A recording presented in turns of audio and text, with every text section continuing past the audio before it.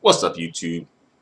So I'm back with a PSA, and that is, black people, please plan for retirement.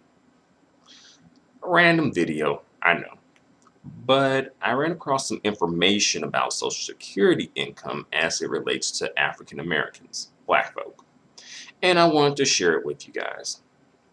I'm going to read off some information from a fact sheet published by the Social Security Administration in 2018, August 2018.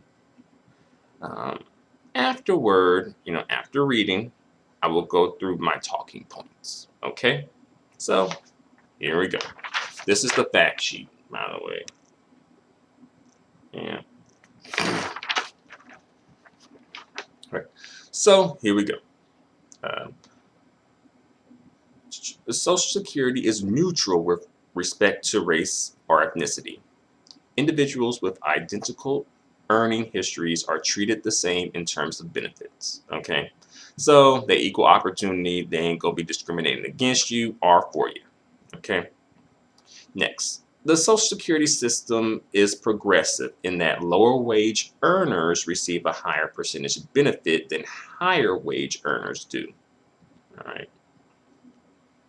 So, meaning if you tended to earn more money, you're probably going to get less Social Security.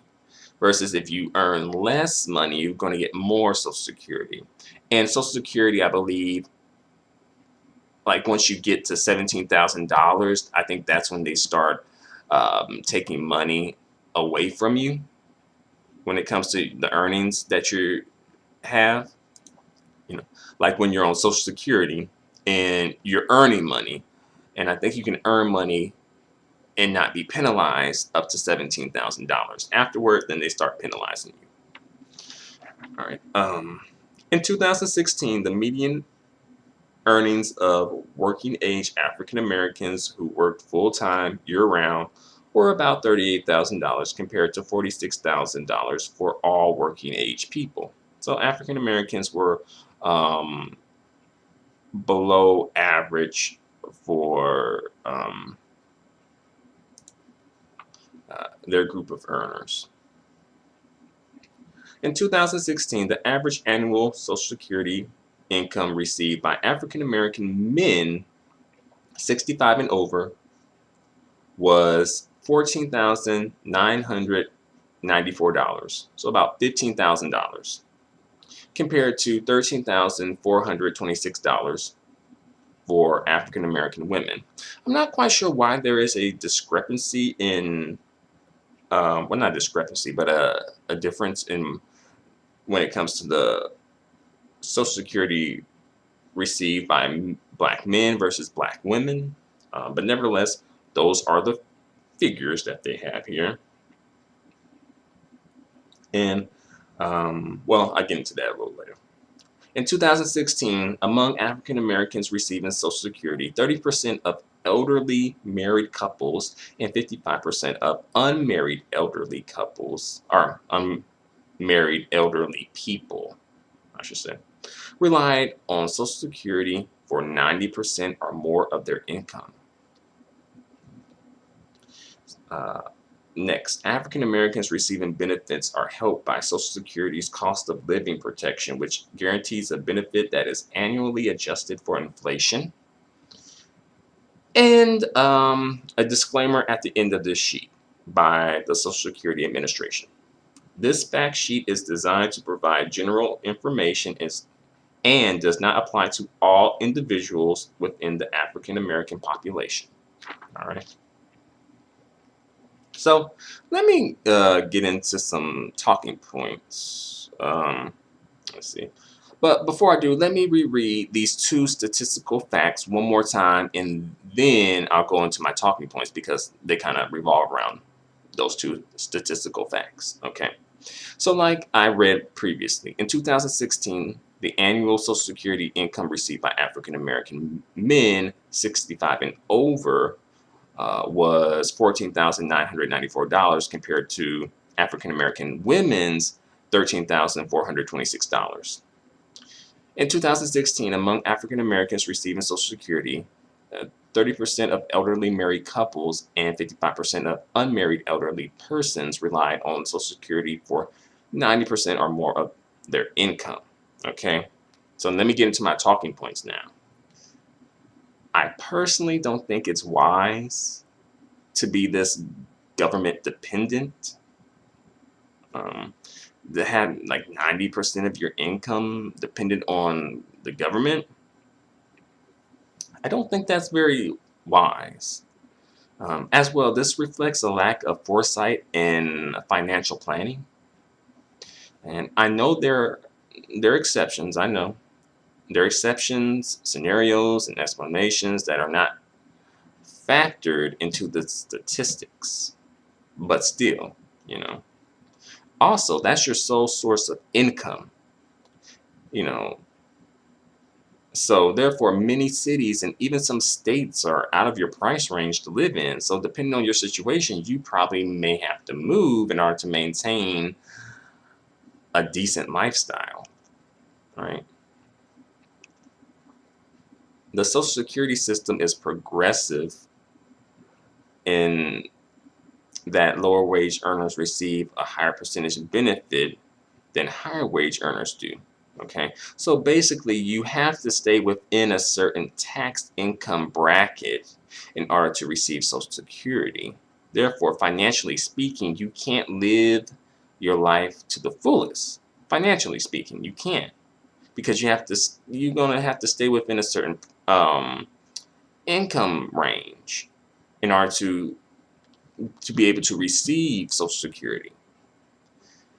So that's an issue in itself, because when you're retired, I think that's probably like at that point you really don't have any excuses besides health issues to live your life, or I guess in this scenario, financial issues now. All right.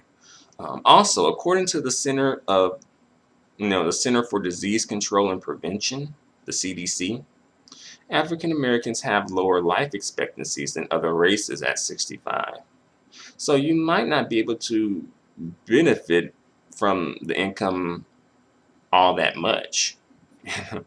um, and I know, and again, Social Security is something that you've earned because you paid into it. So I'm not knocking someone for getting what they paid into, but it's like you shouldn't rely solely on that for your income, because if you do, you could be in trouble, especially because prices are going up, and sometimes while there is an adjustment, a cost of living adjustment and all that, it doesn't necessarily go up exactly when, say, rent prices go up.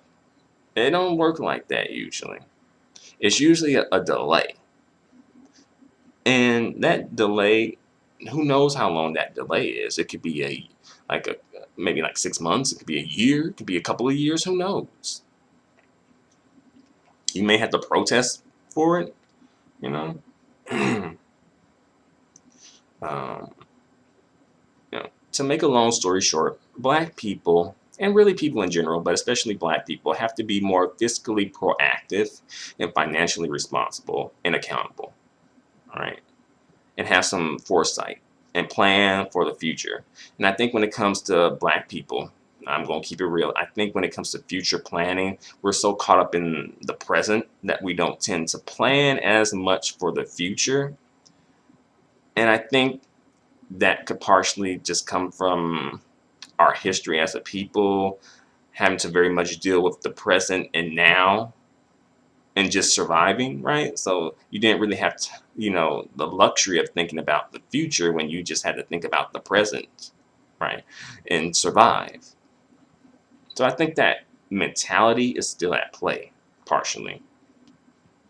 Because we all know about some families that ain't got no wheels when people die, and the finances and all that stuff are up for grabs, and people are trying to figure out how to split it down, or, split it up amongst the family and all that stuff, right?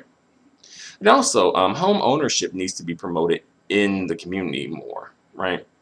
Homes are financial investments, and you can live in a home, and that will cut down on your living expenses if the home is paid for. And also, you could sell the home too, and get money from selling the home. You know. But I don't want to go on for too long. I just want to come through with that. I know this video's a bit random, but I think this is something that, while it may sound a little boring, I think it's something that you probably need to have in mind, right? Because I know my viewers are from different age ranges, right? I got some people who view me who are probably like their mid-20s, some people in their 30s, some people in their 40s. I think I even have maybe a few like in their 50s or 60s, right? So, I say all that just to say, you know, PSA. Black people, please plan for retirement so that you can continue to live the best life, right? You can live your best life and live to the fullest, right?